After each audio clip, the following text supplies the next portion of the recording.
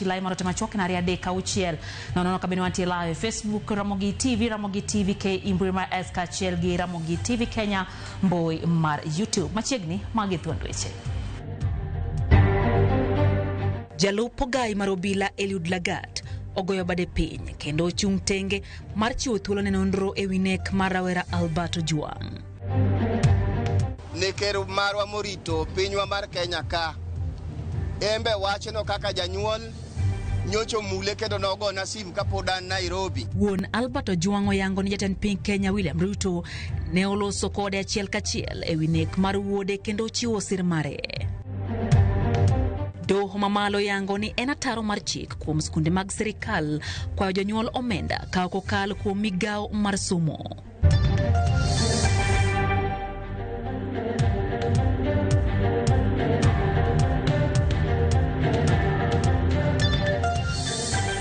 Machiegni nyakorom Ojwang chendo en rameny piny wantiere gi jaloko Belinda Phillips nyinga Lydia Hokeyo. Jalopo gai mar obila Eliud Lagat gikone to chung' tenge kinde manonro pod dhi mbele ewi nek mar japuonj Albert Ojwang mano ito ngimane e lwet obila. Lagat olero ni okawo okang' makamano mar chiwo thuolo mondo mi tim nonro matut ewi tho mar rawerano mabiro bang' ka oganda osesunde mondo mi owuoge apisno ni mar en emano ochwalo ng'ur ni Albert ondiko weche maricho kuome. Enoch mwaluo ni machiegni hanya kon mongo jongwa dhimi kukune mana thuolo machuok kende koya seche kata kamano familia mar mosanindo Albert Ojwang oyango ni jatend piny Kenya William Ruto nyocha osego negi simu kendo kuyo kode kaachiel gi miyogi sir. Familia no koni ok gibirikni gi chenro maloso chenro mariko mar ringre rawerano nyaka sirikal mak matere doho achije duto maitudo kod nek mare. Reporter marwa Mahomabe hali ya beach ntiere kod ler mathoth. Dala gi Albert Ojwang manitie gweng' maka kothe ka chud bura maka bondo kasepol jopiny ka achiel kod jotelo mopogore medo yuoro mar kuyo kod familia mare bang' nek makoch manotimne e tesendo bila ma Central Bure Nairobi. Wuon Albert jaduong' Meshak Ojwang wacho ni kaka familia pod gin kod kuyo maduong' ewi nek makoch manotimne wuode no kane oyango ni jatend piny Kenya William Ruto ka achiel kod ogai mar ODM Raila Odinga osechopo ire yor simu mar kuyo kode kaluwore kod nek makoch mar wuode no e kind jotelo mamoko. Nyoro e kanye awuok e dala mar Nairobi akelo ywak pacho. Adwa kawo thuolo mar duoko erokamano noganda duto mochokore ka Raila Amolo Odinga manyocho wuoyo koda kendo gona mos mane oro min county gi siling milion achiel kokelo na nekeru marwa morito pinywa mar Kenya ka embe wachno kaka janyuol nyocho mule kendo nogo na simu kapodan Nairobi. Nyocha nwango kano oro min county mama Gladys Wanga gi shillings milion 2 ne min county osebiro kendo ochung' mar chako project mar gero na ot. Jaduong' Meshak ne okoni kaka familia pod girito mondo bilo makache jatemi tudo konek mar wuode mar konyogi yudo ratiro margi eka gibiro dhi nyime kod chenro mar loso iko mar Albert ka bende familia no ne okichore chien e bura moro mane omaki kod jo Kenya moko mar sundo mondo mi ogolie tich. Jalupo gai mar obila Eliud Lagat ok wabedo gi tarik malong'o nikech pod wagombo ni mondo ka ber to Albert ki iko to nego bed ni ratiro mare oseyudore ma jok mane ousika weche mag thone wang'eyo ni en ng'ane. Point we want to make clear as a family, we saw in media, in newspapers, that the family has filed a joint petition with a group of politicians. We want to say that we are not a party to that. We are not aware of who filed the petition. We are not in it. Our lawyer is not aware, and our lawyer has written to the magistrate to clarify that Mzee is not the second petition as it is indicated in the media. Governor Mahuma Bay Gladys Wanga gijad bura makabondo kasepul Ivo Bara mane otimo limbe dalano mar kuyo kod familia mar Albert ne okone sirikal mondo yo makache jete mitudo kod nek makoch mar rawerano mondo mi familia mare oyud ratiro margi. Jonek manonego Albert omak gi otwegi kik dewni gin ng'a kata gin ng'a kata nying gi ng'a kata gi akanye kata gi dhi kanye yani kik dewni ng'ato ni engas mane mapiyo kaka nyalore.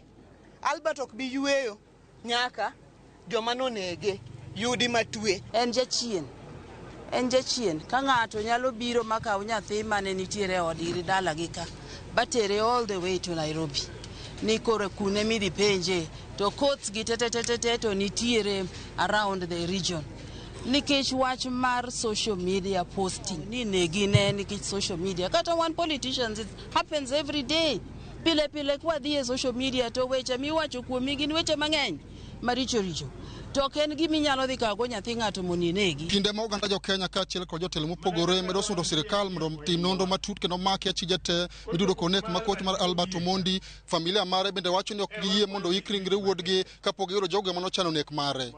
Alia Beach, Ramogi TV, Homa Bay.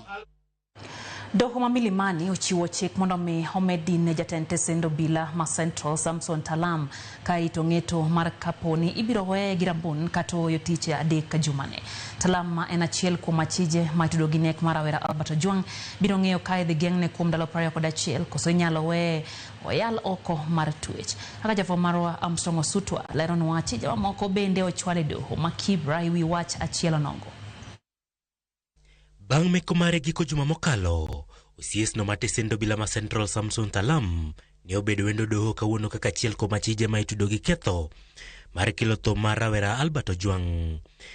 E nyim doho kanyo, jomin bura ne dwaro ni omigi thuolo mar geng'o ne kuom ndalo 21 ka nonro dhi nyime. And so out of the 3 available options under Article 49(1)(g, we have come to court to seek detention continuing. Kata kamano ka okalo kuom okil mare Dansan Omari, Talam kwedo dwaro mar IPOA ka owacho ni ok en jal manyalo ringo kendo ok onyal tungni gi nonro madhi nyime kod joneno e yo moro amora. Giwacho ni Talam en obila kendo ng'eyo chike doho kendo onge kod paro mar rocho chikego. What is the reason you want to detain in paragraph 23? That we are yet to record critical witness statements. Very well. Is his presence required physically when you are recording statements from other people? His detention is required so he doesn't interfere with the witnesses. Avoid recording statement and interference are two things. Wakili, I have responded to your question. Kata kamano, IPOA to onyonore ni dwaro nitie mar chiwo thuolo mar nonro kama oting'o dawe dho joneno kod nono picha mag wang' dede mawachore ni ne okethi kapok dogo long'eto e wi burano. Investigations reveal that under paragraph 11 that the respondent, together with others who are not before court, hired a technician to interfere with the CCTV system at the Central Police Station in a bid to tamper and interfere with the subsequent investigation. Ibiro medine gi obila nyaka tich adek jumani kama doho biro timo ng'ete wi kwayo mane ochwal gi jomak bura koponi geng'one kata iwe thuolo gi rambun. Kamachielo, doho ma kibiro miyo obila ndalo 14 mag medo dino ne achije ariyo ma itudo gi goyo kendo hinyo mosenindo Ojwang. Kalore gi jang'ad bura e dohono Desi Mutai, burano ibiro winji kendo tarik 7 dwe mar 7 e kinde ma duol mochung' ne nono obila IPOA ogolo kwayo mondo achijego ochwal e kar thieth mar sirikal ne nonro mar nyinyo mag del kata DNA kendo simbegi mag ong'we yamo bende maki kendo timnegi nonro. Achijego moseyangi ka Mitowe Bir kod nyawadgi Collins Karani ibiro geng'negi e tesend obila ma Mudhangari kod Kileleshwa. Armstrong Osutwa, Ramogi TV. Esgira mano asingo ni waluoni nyakora Mgajwang jalo pogai marobila Eliud Lagat gikone ochunga tenge ekinde manondro podhi mbele winek mar japuonj Albert Ojwang mano itongi manelo to bila Lagat laroni okao kang makamano mar chiwo thuolo mondo mi tim nonro matut e wi tho mar awerano mabiro banka Uganda osesunde mondo mi owuogi apis no ne maren mano ochwalo ng'ur ni Albert nondiko weche moko maricho kuome. Lagat must go. Lagat must go. Gikone to liet ma jopiny kod rawere osebedo ka keto ne sirikal winek mar Albert Ojwang onyago lemo bang' jalupo gai mar obila Eliud Lagat goyo bade piny kendo chung tenge kaluwore gi burano. Lagato lero ni okawo ndawa makamano mar chiwo thuolo mondo omi tim nonro malong'o e wi nek mar Ojwang'. Nonro ma itawo gi duol maketo nyong'ong e tije obila IPOA. Ler ma ochiwo yor andika wacho ni tijene koro idhi ta gi jal maluwe. Motelo e twak manyocha ochiw gi ogai mar obila Douglas Kanja bang' tho mar Albert Ojwang'. Nyocha yangore ni Lagat mano ochwalo ng'ur ni Albert ne ondiko weche moko e mbui maketho nyinge kendo gikone ne ooma rawerano e dalagi ma Kabondo, Homa Bay nyaka Nairobi kama gikone ne oduogo nege. E kinde twak mar ogai mar obila, Lagat owuon ne ni kode kanyakla.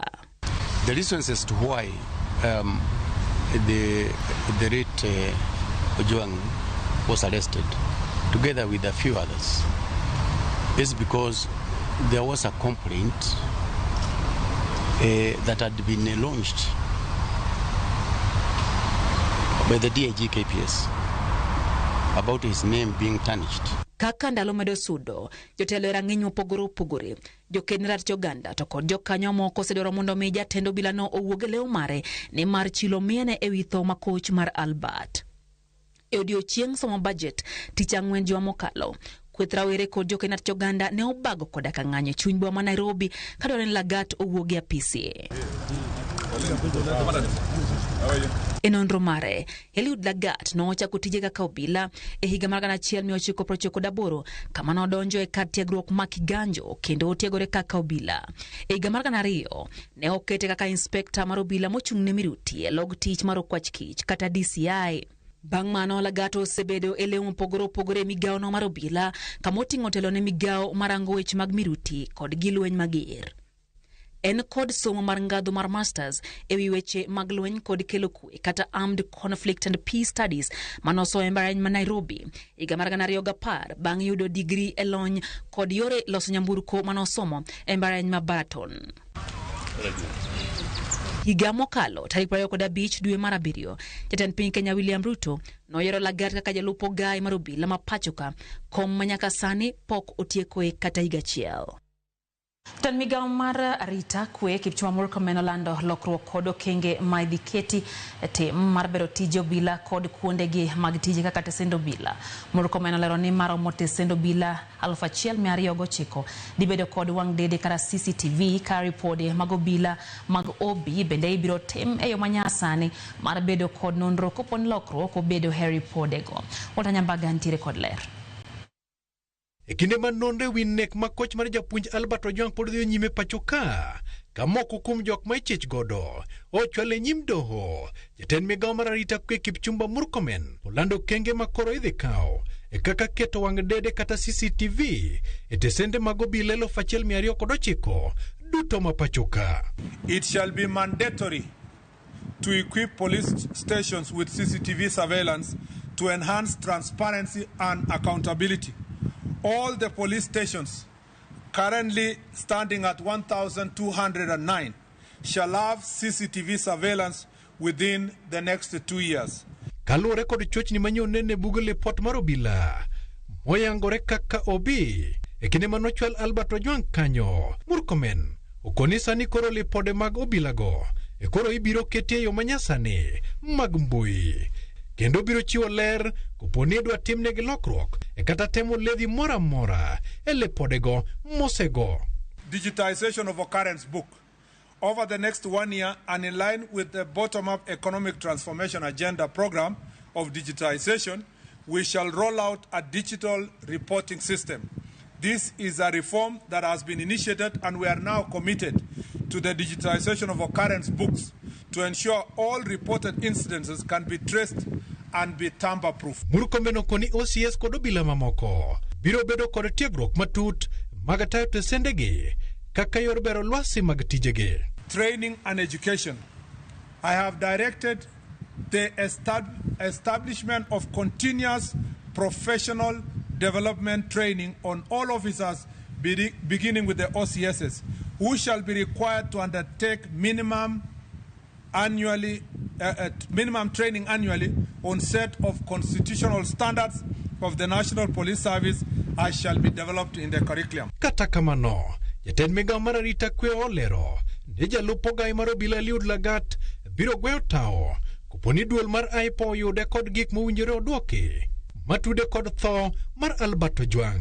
I'd like to say that the investigations, as I've already said earlier, are going on with IPO. IPO is doing its part in terms of investigation. Yeah. At the moment, let's leave the IPO to do its part. Walter Nyambaga, Ramogi TV. Kwa gigi maro magarita nyakom gajwang wadhie mag somo oduma malo hogolo chik kayango ni hoko United skunde mag sirikal kwa omenda ka owuok kuom jonyuol ka onge puoth ma owuok e migawo mar somo. Ng'eto makamano oluwore gi bura mayande ochwal ewi skund sekondar ma St George's ma itudo gi dwaro ni jonyuol ochulo omenda mokalo mano ma sirikal oketo. E burano doho yango ni St George's ne onyiso jonyuol mondo chulo omenda moko mambalang' moriwo nyaka mag gero kuonde nindo e kind tije moko. Eng'eto mare doho no yango ni onge skul mora mora ma obed mar primary kata sekondar ma chiko yiene dhi oko mar rapim mar chudo ma oseketi.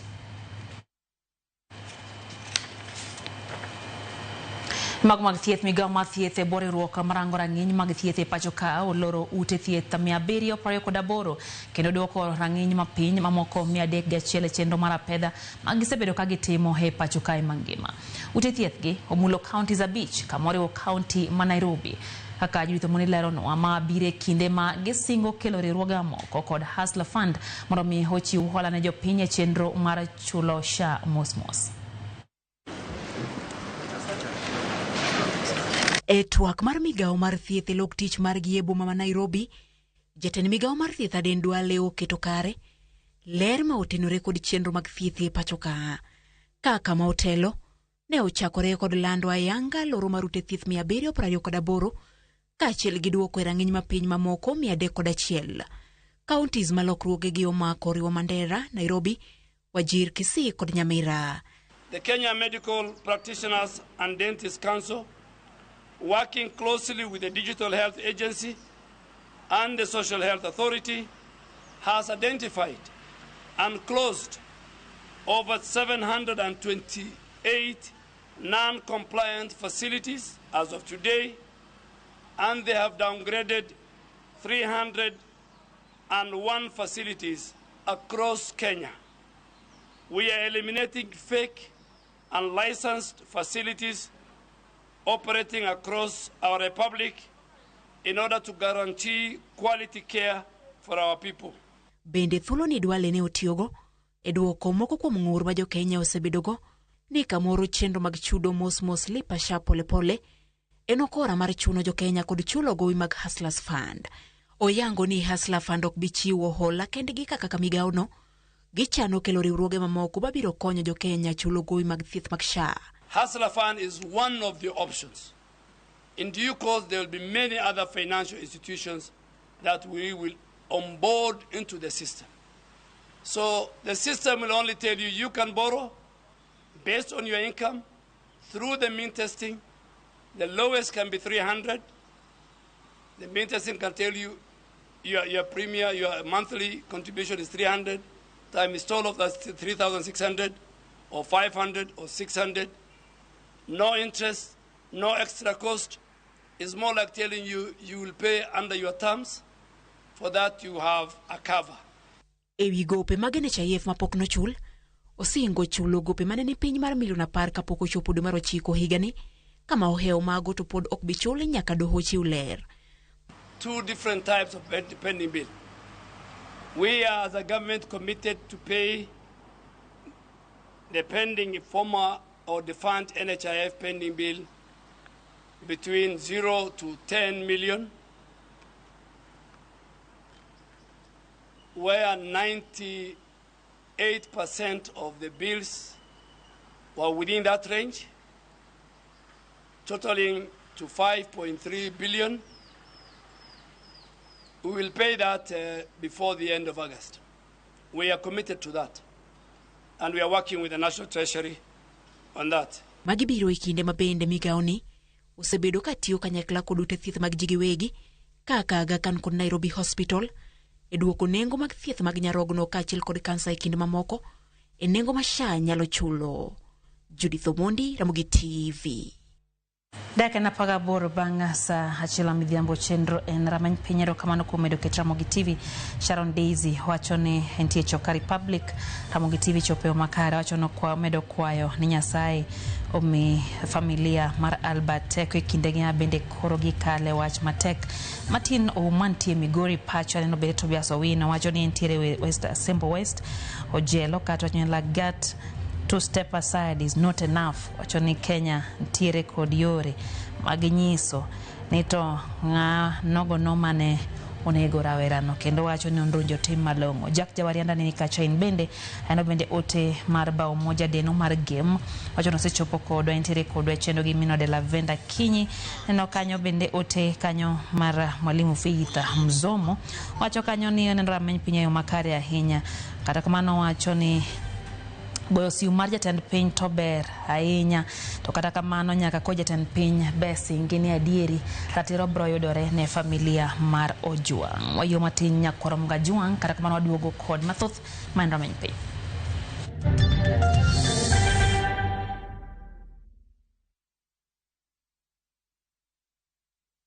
Je, wewe ni dereva taksi ama mwenye boda?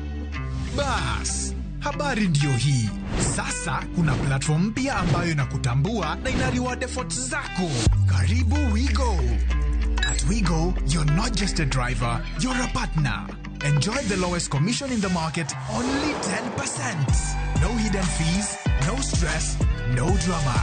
More of your money now stays in your pockets. Na pia kama unakagarika kwa idol hapo nyumbani ama kwa kayad, wewe pia omoka na WeGo. Kujiunga na WeGo ni rahisi. PSV license, good conduct, legit insurance, ID na logbook yako.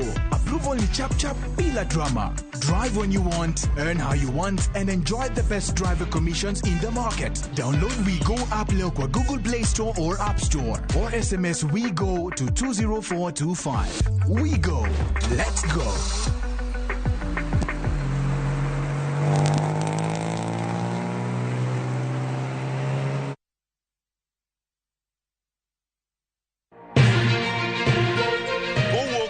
Mama Nairobi, machiegni gi Naromoro. Kokale gode kodaore kendo mol e gwenge duto mapachoka. Okinyi kokinyi, wayango ni kaka pinye oru. Ma en rupe. Kama wami nonro to kod chal mar fwambo. Wa encourage conversation. Wamenyo ni weche mama kongimani.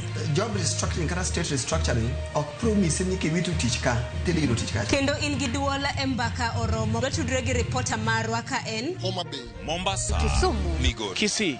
Wabedo gi twak kachiel koda ka jolony weche mopogore opogore. No wamiyo parliament a lot of authority. To authority no gitiyogo mana mondo konygi. Tudri gi Joyce Oduor, Sharon Ong'ao kod Cleophas Oluoch e chenro mar Rupiny kod Mbaka Oromo. Wuok tich nyaka tich abich chakre sa 12 okinyi nyaka sa 5 onyango e Ramogi TV.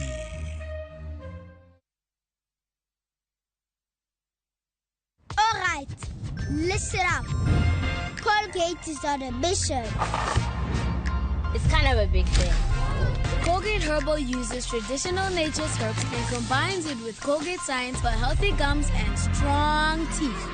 New Colgate Herbal with Salt combines traditional nature's herbs with a pinch of salt and Colgate Science. A natural recipe for strong teeth and healthy gums.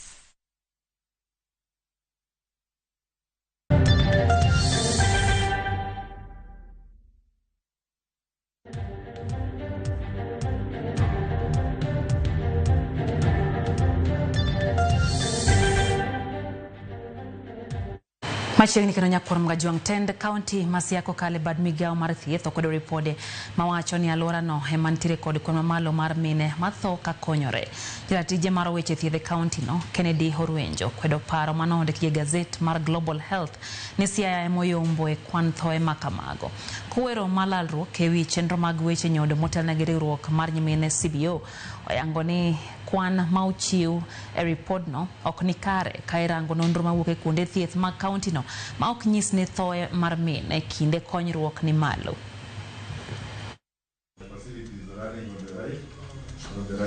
So if we keep time, Kala Festival, 1, 2, 3. Our real maternal mortality ratio is 67. It's below even 100, below the national target of 100. From these outreaches, we saw a number of young people accessing family planning services. A number of them were also taken through HIV and testing, of which a number accepted to know their status, because it's important. If one knows their status, they'll also be initiated on treatment in good time. And when it comes to the other services, also family planning services were also offered during the outreach services. And general counseling for the community members. The outreaches will continue in the community. We also have the health system monitoring program that is still going on in our two facilities, Kambajo and Kapio. We will continue to empower the community to go and seek services. This is not the end of the sexual and reproductive health rights. It's just a program that has come to an end, but given that they have been capacity built, they can now go and advocate for their rights. Weche makawuono Afrika hingo odiechieng' dhialo ratich nyithindo mag Afrika kendo rango kenge ma osego e bero ngimagi. Thoro mar wach higani en marango kenge ma osego e keto budget maneno ni ratiro mag nyithindo mag Afrika ok orochi. Kaka yor dhialo odiechieng' riwruok mar Healthcare e bwo chenro mar Smile na Toto notimo limbe ne nyithindo ma ochando e gwenge mag Ugis Kasipul kendo bedo e kanyakla gi jokanyo mamoko e lalruok mar kaka inyalo medo bedo ratiro mar nyithindo. E limbe ma nyithindo ma ochando ma mission to the fatherless to kod ne skund primary makotieno gi jiwo serikal omed chiwo omenda moromo mar siro so mar jopuonjre. Pile ka pile around school ka gold wuok kende kunyo gold ka ji oae tunge piny ka tunge piny kobire wach mar gold ne koro bedo pema pek. Koro jo nyithindwa ma jowuoyi ok bi school ma pile ka pile. Samoko bi school pile ka pile yudo ka CBE implementation ok bede yo makare. Serikal pod ok oketo wach mar kelo capitation ma regular. Koro mano miyo nyithindo changamoto. Achiel kuomgi en nyithindo wuok oko kendo ginyal somo maber. Serikal nyalo ng'iyo ni seche mogolo budget to nyithindo gi bende onyalo keto negi kwan moro matin mondo mi kony nyithindo gi seche ma giwuok ka gidhi e skul matiene ma wayudo kar kanido kata ka onge gi wheelchair onge go en na gimo obadhi matin mondo mi nyathini obi e skul. Nyathi ma kichni en pesa pesa monego bed no golo cha en mare ng'ama gol ni onge. Koro wakwayo serikal ni mondo ginen ni nyithindwa makie pesa ni ogol ni gite ma onge gimoro ni ioro nyathini dhi kawo pesa kuom janyuol.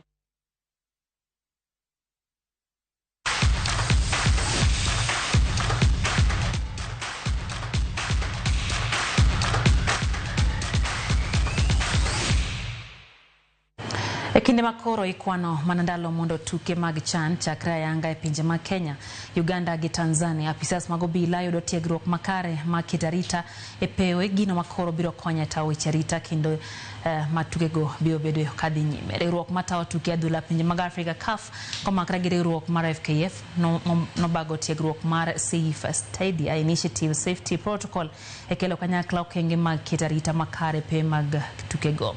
Obila 51 mag Majoni noyudo tiegruok makamano kuom dala adek, tiegruok mano bagi e log tich mar obila di National Police Service Campus. Tok yudo tiegruok mar class no tergi alap manyayo eneno gi wang' gi gino mane opuonjgi.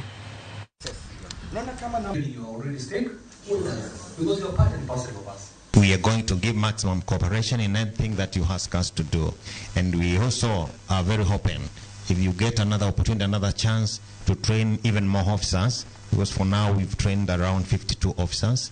If you get another opportunity of another class, we will still appreciate the honor of training more officers. For 21 years, I have looked for this collaboration. I knew one day to Tatoboa because I struggled with getting people to understand the importance of having good crowd control, good football management and security, stadia security in the development and commercialization of football in this country. Lucas Mzeski mawuok e piny ma Belgium no bedo jaloche piem mag ndigni kilomita 120 mag gravel cycling series tielo ma Naivasha ka thuolo mar ariyo no kawo gi Charles Kagiu mawuok e piny mar Uganda. Lucas notieke thuolo mokwongo bang'